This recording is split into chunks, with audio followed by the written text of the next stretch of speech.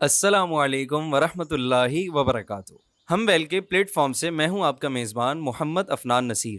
آج کا ہمارا موضوع ہے کچھ ذکر مسیحاؤں کا، کچھ بات مسیحائی کی۔ جی ہاں، ڈاکٹرز ڈے کے حوالے سے آج چند اہم باتیں اس پوڈ کاسٹ میں شامل کی جائیں گی۔ اس اہم موضوع پر روشنی ڈالنے کے لیے آج ہمارے ساتھ آپ سب کے جانے پہچانے ڈاکٹر محمد یحییٰ نوری موجود ہیں۔ آپ خود بھی ڈاکٹر ہیں اور کافی سارے ڈاکٹرز کے استاد بھی ہیں۔ ڈاکٹر صاحب تقریباً 20 سال سے شعبہ تعلیم و تربیت کے ساتھ وابستہ ہیں اور اس وقت ڈاؤ یونیورسٹی آف ہیلتھ سائنسز میں مائکرو بایولوجی کے ایسوسی ایٹ پروفیسر ہیں۔ آپ نے ڈاؤ میڈیکل کالج سے MBBS کیا اور یونیورسٹی آف گلاسگو سے PhD کیا۔ اس کے ساتھ ساتھ اپلائیڈ سائیکالوجی، اسلامک اسٹڈیز اور بزنس مینجمنٹ میں ماسٹرز کر رکھا ہے۔ ڈاکٹر صاحب، سب سے پہلے تو ہم آپ کے بہت مشکور ہیں کہ آپ نے ہمیں اپنا قیمتی وقت دیا۔ اچھا، ہم نے سنا ہے کہ ڈاکٹر بننا بہت مشکل ہے، تو آپ اپنے تجربات کی روشنی میں ہمیں بتائیں کہ کیا واقعی ایسا ہے؟ بہت شکریہ افنان صاحب، میرے ساتھ گفتگو کرنے کا اور اس تعارف کا۔ میں بےحد مشکور ہوں کہ آج آپ میرے ساتھ بیٹھے اور میرے ساتھ بیٹھنے کے لیے آپ نے وقت نکالا۔ آپ نے 2 سوال کیے ہیں، ایک سوال یہ کہ ڈاکٹر بننا مشکل ہے یا نہیں، اور دوسرا سوال آپ نے میرے اپنے تجربات کی روشنی میں پوچھا ہے۔ تو ڈاکٹر بننا واقعی میں مشکل کام ہے۔ مشکل کام اس لیے ہے کہ پہلے تو آپ کو بہت سارا پڑھنا پڑتا ہے۔ جب آپ کے دوست کرکٹ کھیل رہے ہوتے ہیں، فٹ بال کھیل رہے ہوتے ہیں، تفریح کر رہے ہوتے ہیں، تو اس وقت کو آپ اپنی پڑھائی کے اندر لگا رہے ہوتے ہیں اور مسلسل محنت کر رہے ہوتے ہیں تاکہ میٹرک میں، انٹر میں آپ کی پرسنٹیج اچھی آ سکے۔ کچھ لوگ گاڈ گفٹڈ ہوتے ہیں تو ان کو شاید اتنی مشکل نہیں ہوتی، لیکن جو میری طرح کے تھوڑے سے مناسب سے ایوریج سے لوگ ہوتے ہیں ان کو بہت محنت کرنی پڑتی ہے۔ پھر اس کے بعد جب آپ کا ایڈمیشن ہونے کا وقت آتا ہے تو اب تو ایپٹیٹیوڈ ٹیسٹ ہے، اس کی وجہ سے بھی ایکسٹرا ایفرٹ کرنی پڑتی ہے۔ پرانے زمانے میں یہ کام نہیں کرنا پڑتا تھا، صرف آپ کی پرسنٹیج ہی کام آ جاتی تھی۔ اور اگر آپ مجھ سے پوچھیں تو میرا ایڈمیشن بھی ایپٹیٹیوڈ ٹیسٹ کی وجہ سے ہی ہوا۔ تو ایپٹیٹیوڈ ٹیسٹ کے لیے ایفرٹ کرنی پڑتی ہے، جس کو آپ MD CAT کہتے ہیں یا انٹرنس ایگزام کہتے ہیں، اور اس کے بعد آپ کی تعلیم کا دور شروع ہوتا ہے، جس میں بس آپ سمجھ لیں کہ ایک آگ کا دریا ہے اور ڈوب کے جانا ہے۔ بہت پڑھنا پڑتا ہے، بہت ایفرٹ کرنی پڑتی ہے، اور اگر آپ کو اس کے ساتھ ساتھ، ظاہر ہے کچھ اسٹوڈنٹس جو ہیں ان کا فیملی بیک گراؤنڈ تھوڑا اسٹرانگ ہوتا ہے، ان کو اتنی پرابلمس نہیں ہوتی۔ کچھ اسٹوڈنٹس ہوتے ہیں جو کہ مڈل کلاس کے ہوتے ہیں، جو لوور مڈل کلاس سے آتے ہیں، جو کہ چیلنج بیک گراؤنڈ سے ہوتے ہیں، ان کو ظاہر ہے ساتھ ساتھ ارننگ کے لیے بھی کچھ کرنا پڑتا ہے، ساتھ میں پڑھنا بھی پڑتا ہے۔ اور نارملی ہمارے ملک میں ہماری یونیورسٹیز یہ چیز کنسیڈر ہی نہیں کرتی، یا ہمارے پروگرامز اس طرح ڈیزائن ہی نہیں ہوئے ہوتے، یا اس طرح کا سسٹم ہی نہیں ہوتا کہ ہم یہ تصور بھی کریں کہ کوئی اسٹوڈنٹ بیچارہ جو پڑھنے کے ساتھ ساتھ فائنینشلی چیلنج بھی ہے اور اس کو ایفرٹ کرنی پڑ رہی ہے، تو ان کو واقعی میں بہت زیادہ مشکل ہوتی ہے۔ پھر ایک دوسری بات یہ ہوتی ہے کہ کچھ اسٹوڈنٹس ایسے ہوتے ہیں جو کہ میڈیکل بیک گراؤنڈ سے آتے ہیں، ان کے پیرنٹس یا ان کے گھر میں کچھ اور بڑے بہن بھائی ڈاکٹرز ہوتے ہیں، تو ان کو بہت زیادہ گائیڈنس میسر ہوتی ہے۔ اور کچھ دوسرے ایسے اسٹوڈنٹس ہوتے ہیں جو کہ فیملی میں پہلی دفعہ ڈاکٹر بن رہے ہوتے ہیں، جیسے کہ میں تھا، تو ہمیں وہ گائیڈنس اویلیبل نہیں ہوتی جو کہ عام طور سے ایک ایسے اسٹوڈنٹ کو اویلیبل ہے جس کی فیملی میں پیرنٹس، اس کے بہن بھائی بڑے ڈاکٹرز ہیں، اور ان کو جو کچھ پہلے سے پتہ ہے اور جو گائیڈنس ان کو فیملی میں اویلیبل ہے۔ اگر کوئی پاکستان سے باہر گیا ہوا ہے تو ظاہر ہے اس کو اور زیادہ گائیڈنس اویلیبل ہے۔ تو یہ تمام کی تمام چیزیں جو ہیں وہ بہرحال تعلیم کے اوپر اور پروگریس کے اوپر اثر ڈالتی ہیں۔ اچھا، تو پھر یہ لوگ ڈاکٹر کیوں بنتے ہیں؟ بہت سارے لوگوں کی بہت ساری وجوہات ہوتی ہیں۔ کچھ لوگ ڈاکٹرز اس لیے بنتے ہیں کہ ان کو انسانیت کی خدمت کا شوق ہوتا ہے۔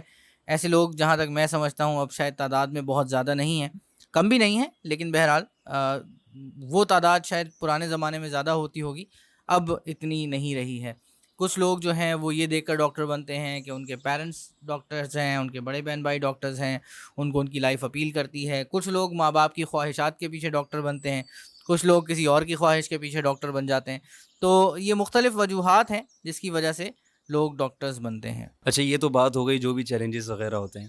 اکثر خواتین کے بارے میں یہ آتا ہے کہ ڈاکٹرز بنتی ہیں اور گھر بیٹھ جاتی ہیں، اس کے بارے میں آپ کیا کہتے ہیں؟ دیکھیں، اس کا جواب جو ہے نا وہ پچھلے جواب کے اندر ہی کسی حد تک پوشیدہ ہے۔ اگر تو کسی کا ارادہ ہی پریکٹس کرنے کا نہیں ہے اور اس کے ذہن میں کچھ اور مقاصد ہیں، یا کسی سمپلی انسپائرڈ ہے، اس کو نام کے ساتھ ڈاکٹر لگانے کا شوق ہے اور وہ اس لیے ڈاکٹر بن گئی ہیں، تو انہوں نے تو ظاہر ہے گھر ہی بیٹھنا ہے۔ کچھ ایسی خواتین ہوتی ہیں جن کو ان کی فیملیز گھر بٹھا دیتی ہیں، کچھ ایسی خواتین ہوتی ہیں جو کہ خود ان کا انٹرسٹ ختم ہو جاتا ہے، کچھ ایسی خواتین ہوتی ہیں جو کہ شادی کے بعد مختلف معاملات میں الجھ جاتی ہیں اور اس کے بعد ان کو پڑھنے کا موقع نہیں ملتا۔ تو یہ بہت سارے ریزنز ہیں، مے بی اسٹوڈنٹس کے اینڈ کے اوپر بھی ریزنز ہیں، اور ظاہر ہے ایک بہت بڑی تعداد ایسی ہے جو کام نہیں کر رہی فیلڈ کے اندر، تو اس کے لیے صرف وہ لوگ ذمہ دار نہیں ہیں، بلکہ میں یہ سمجھتا ہوں کہ سسٹم بھی ذمہ دار ہے۔ کیا آپ اس طرح کا سسٹم بنا رہے ہیں، یا کیا آپ اس قسم کا سسٹم پرووائڈ کر رہے ہیں کہ وہ تمام خواتین جن کے لیے کام کرنے میں اپنی فیملی کے ساتھ مشکل ہے، ان کو فلیکسیبل آورز اویلیبل ہیں، ان کی ٹائمنگز شارٹ ہیں؟ آپ 4 سال کی ریزیڈنسی کو 8 سال کا کر سکتے ہیں ہاف ٹائم کر کے، آپ ان کی کالز آف کر سکتے ہیں، اس کو اور 10 سال کا کر دیں آپ، لیکن کیا ایسی کوئی چیز اویلیبل ہے؟ کیا کوئی ایسی فلیکسیبلٹی ہمارے سسٹم میں ہے کہ کوئی اگر for example every day 6 hours کام کرنا چاہے، اور اس کے بعد وہ آہستہ آہستہ جس بیس پہ بھی 10 سال میں جا کے اپنی اسپیشلائزیشن کمپلیٹ کرے، آپ اس کو کرنے دیتے ہیں؟ نہیں، آپ اس کو نہیں کرنے دیتے، آپ اس کو سسٹم کا پابند بناتے ہیں۔ سو میرا ماننا یہ ہے کہ اگر آپ سسٹم کے اندر ایسی چینجز لے کر آئیں، ایسی فیلڈز کو زیادہ پروموٹ کریں جس کو خواتین جو ہیں آسانی کے ساتھ اختیار کر سکیں، ایکوائر کر سکیں، تو مجھے امید ہے کہ اس میں سے بہت بڑی تعداد جو ہے وہ واپس میدان میں آ کر کام کرنے لگے گی۔ ویسے تو ہمارے معاشرے میں ڈاکٹرز کی بہت زیادہ عزت ہے، لیکن کچھ لوگ ایسے بھی ہیں، کچھ طبقہ ایک ایسا بھی ہے جو کہ ان سے ناخوش ہے، تو آپ اس کے بارے میں کیا کہتے ہیں کہ ایسا کیوں ہے؟ دیکھیں، اچھے برے لوگ ہر شعبے میں ہوتے ہیں، کوئی بھی شعبہ اچھے اور برے دونوں قسم کے لوگوں سے خالی نہیں ہے۔ اچھا، اچھے سے کیا مراد ہے اور برے سے کیا مراد ہے؟ ایک شخص جو پروفیشنلی اپنا کام کرتا ہے اور اپنے تمام کے تمام ذمہ داریوں کو احسن طریقے سے نبھاتا ہے، وہ ایک اچھا ڈاکٹر ہے۔ وہ اپنی تمام فیلڈ کی جو ضروریات ہیں اس پر عبور رکھتا ہے۔ مثال کے طور پہ میں استاد ہوں، اگر میں اچھا پڑھاتا ہوں، محنت سے پڑھاتا ہوں، اور کوشش کرتا ہوں کہ اپنی پوری 100% ایفرٹ لگاؤں، تو میں ایک اچھا ڈاکٹر ہوں، میں ایک اچھا انسان ہوں، اور میں ایک اچھا استاد ہوں۔ تو مجھ سے بھی کچھ لوگ خوش نہیں ہوں گے، کیونکہ ہو سکتا ہے کہ میرے اچھا پڑھانے کی وجہ سے یا ایفرٹ لگانے کی وجہ سے کوئی ایسا شخص جو کہ زیادہ ایفرٹ نہ کرنا چاہتا ہو، اس کو تکلیف ہوتی ہو۔ مگر یہ کہ میں ایک آبجیکٹیو انداز میں اگر آپ مجھے اسیس کریں گے، تو میں ایک پروفیشنل انداز میں اگر اپنا کام کر رہا ہوں، تو اس کا مطلب ہے کہ میجورٹی جو ہے وہ سیٹسفائیڈ ہے۔ کچھ لوگ ایسے ہوتے ہیں جو کہ ناخوش ہی رہتے ہیں۔ اسی طرح ایک ڈاکٹر جو کلینکل پریکٹس کر رہا ہے، اگر وہ اپنا کام ٹھیک طریقے سے کر رہا ہے، وہ ان تمام گائیڈ لائنس کو فالو کر رہا ہے، وہ تمام رولز اینڈ ریگولیشنس کو فالو کر رہا ہے جو گورنمنٹ نے، اس کے پروفیشن نے اس پر لاگو کیے ہیں، تو جو ہے وہ ایک اچھا ڈاکٹر ہے۔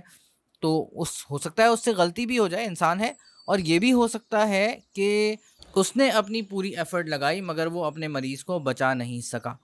ایسے میں لوگ مشتعل ہو جاتے ہیں، ڈاکٹرز کو گالیاں دیتے ہیں، برا بھلا کہتے ہیں، مار پیٹ بھی کرتے ہیں، وہ یہ نہیں دیکھتے کہ وہ مریض کو کس حالت میں لے کر آئے تھے۔ بعض اوقات اس میں ڈاکٹرز کا قصور بھی ہوتا ہے، کچھ انپروفیشنل ڈاکٹرز ہوتے ہیں، کچھ جان بوجھ کر صحیح طریقے سے مریض کو نہیں دیکھتے، تو وہاں پہ ناخوش ہونا بالکل جائز ہے، اور آپ اس قسم کے انپروفیشنل ایٹیٹیوڈ کی کمپلینس جو ہیں وہ غالباً میڈیکل کاؤنسل کو کر سکتے ہیں، اور اس کے نتیجے میں میڈیکل کاؤنسل یا سندھ ہیلتھ کیئر کمیشن جو ہے، وہ تمام کے تمام ادارے ایسے ہیں جو کہ اس کے اندر ایکشن لینے کے مجاز ہیں، اور وہ ایکشن لیتے بھی ہیں۔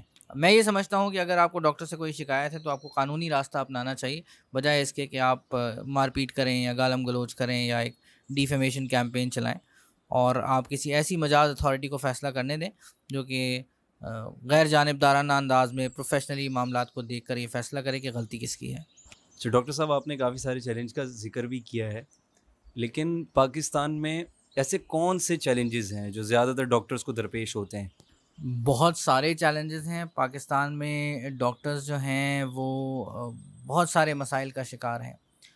سروس اسٹرکچر اگر آپ دیکھیں تو بہت پراپر نہیں ہے، مختلف جگہوں کے اوپر پروموشنز ٹائم پہ نہیں ہوتی، جابس کے مسئلے ہیں، پھر آپ کو پتہ ہے کہ ڈاکٹر بننے کے لیے بھی بہت سارے ایگزام دینے پڑتے ہیں، اور ڈاکٹر بننے کے بعد بھی بہت سارے ایگزام دینے پڑتے ہیں۔ سہولیات کا فقدان ہے، انجسٹس ہے بہت ساری جگہوں پہ، اور بہت ساری جگہوں پہ بیسک نیسیسٹیز ہی نہیں دی جاتی ڈاکٹرز کو، اور ان سے کام کی توقع بہت زیادہ رکھی جاتی ہے۔ کسی حد تک آپ ان سے کام کی توقع زیادہ رکھ بھی سکتے ہیں، لیکن آپ کے ذہن میں یہ آنا چاہیے کہ یہ انسان ہیں اور ان کی اپنی ضروریات ہیں، اور یہ ضروریات جو ہیں وہ ہمدردی سے اور انسانی ہمدردی سے اور ہمدردی کے بولوں سے پوری نہیں ہو سکتی۔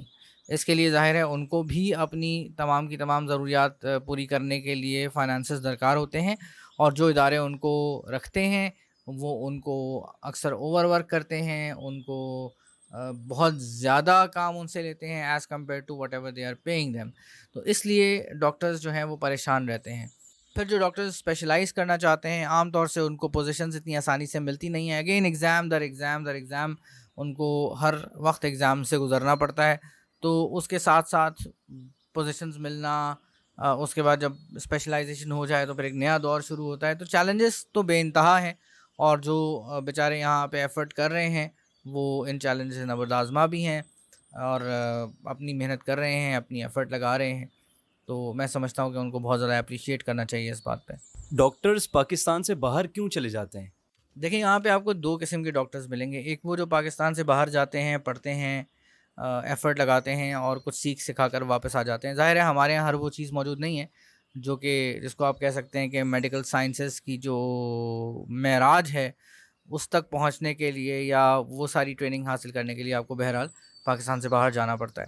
ہاں بہت سارے ڈاکٹرز اس کے بعد واپس نہیں آتے، وہیں رہ جاتے ہیں. میں نے آپ کو پچھلے سوال کے جواب میں یہ بتایا تھا کہ چیلنجز یہاں بہت ہیں، تو پریشانیاں بہت ہوتی ہیں، ایفرٹ لگانی پڑتی ہے.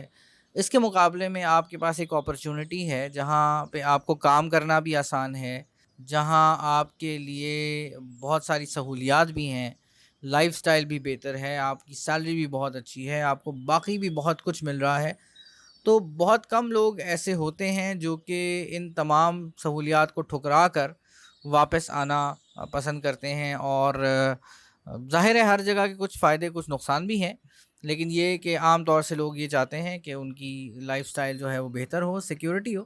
پاکستان میں ڈاکٹرز کے لیے سیکیورٹی کا بھی ایک مسئلہ ہے. ایک زمانہ تھا کہ سیکٹیرین کلنگز کے اندر ڈاکٹرز کو بہت زیادہ ٹارگٹ کیا جا رہا تھا.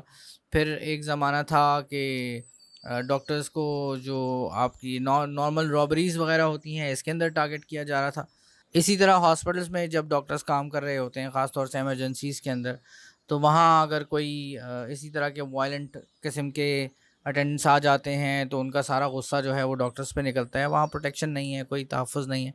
سو ایسے معاملات میں جب انسان دیکھتا ہے تو اس کا دل چاہتا ہے کہ یار میں ایک ایسی جگہ کیوں نہ رہوں جہاں پہ مجھے لیگل رائٹس حاصل ہیں، جہاں پہ مجھے کوئی پروٹیکٹ کرنے والا ہے، جہاں پہ میں شکایت لے کے قانون کے پاس جا سکتا ہوں اور قانون میری رکھوالی کرے گا. تو اس طرح کی بہت ساری باتیں ہیں جو کہ اگر سسٹم میں ٹھیک کر دی جائیں تو لوگ کیوں اپنے ملک میں رہنا پسند نہیں کریں گے. اچھا ڈاکٹر صاحب، آپ کے خیال میں ایسی کون سی سہولیات ہیں کہ جو ہم پاکستانی ڈاکٹرز کو پرووائڈ کریں جس کی وجہ سے وہ باہر نہ جائیں؟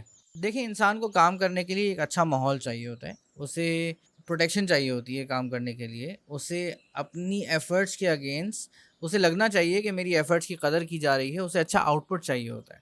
اور اگر یہ تمام چیزیں انسان کو مل جائیں تو وہ اپنا گھر چھوڑ کے جانا کبھی بھی پسند نہیں کرتا. ظاہر ہے لوگ انہی چیزوں کے پیچھے جو ہے وہ باہر جاتے ہیں اور واپس نہیں آتے. تو اگر آپ یہ تمام چیزیں یہاں پہ پرووائڈ کر دیں تو یقیناً بہت سے لوگ واپس آ جائیں گے. اچھا، اس ڈاکٹرز ڈے کے حوالے سے آپ ہماری عوام جو کہ ہمارے ساتھ اس وقت موجود ہیں، جو ہمارے سامعین ہیں، انہیں کیا پیغام دینا چاہیں گے؟ دیکھیں میں ان سے یہی کہنا چاہوں گا کہ جب آپ ایک ڈاکٹر کے پاس جاتے ہیں اور آپ ایک ڈاکٹر سے مشورہ لیتے ہیں تو آپ کے ذہن میں یہ بات ہونی چاہیے کہ جو مشورہ وہ دے رہا ہے اس کی اپنی عام طور سے پوری کوشش ہوتی ہے. اگر وہ ایک پروفیشنل ڈاکٹر ہے تو اس کی کوشش ہوتی ہے کہ وہ اپنی تمام کی تمام نالج کو بروئے کار لاتے ہوئے وہ مشورہ آپ کو دے. ممکن ہے آپ کو اس کا مشورہ پسند نہ آئے، ممکن ہے آپ کسی دوسرے ڈاکٹر کے پاس چلے جائیں، لیکن اس کو عزت ہمیشہ دیں، اس لیے کہ اس نے بڑی محنت کی ہے اس مقام تک پہنچنے کے لیے اور اس نے بڑی ایفرٹ لگائی ہے. اور ظاہر ہے اتنی ایفرٹ لگانے کے بعد وہ عام طور سے اوور ورکڈ ہوتا ہے، اوور برڈنڈ ہوتا ہے، اور اس کے باوجود وہ آپ کو خدمات انجام دے رہا ہوتا ہے.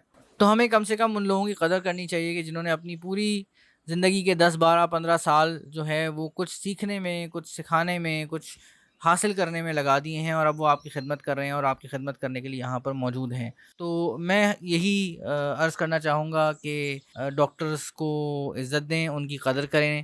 ایسا نہ ہو کہ اس بڑھتے ہوئے عدم برداشت کے ماحول میں ایک ایک کر کے آپ کے سارے ہی اچھے ڈاکٹرز جو ہیں وہ کہیں نہ کہیں نکل جائیں اور پھر آپ کے پاس یہاں ہاتھ ملنے کے سوا اور کچھ نہ رہے. چلیے ڈاکٹر صاحب، بہت بہت شکریہ آپ کا.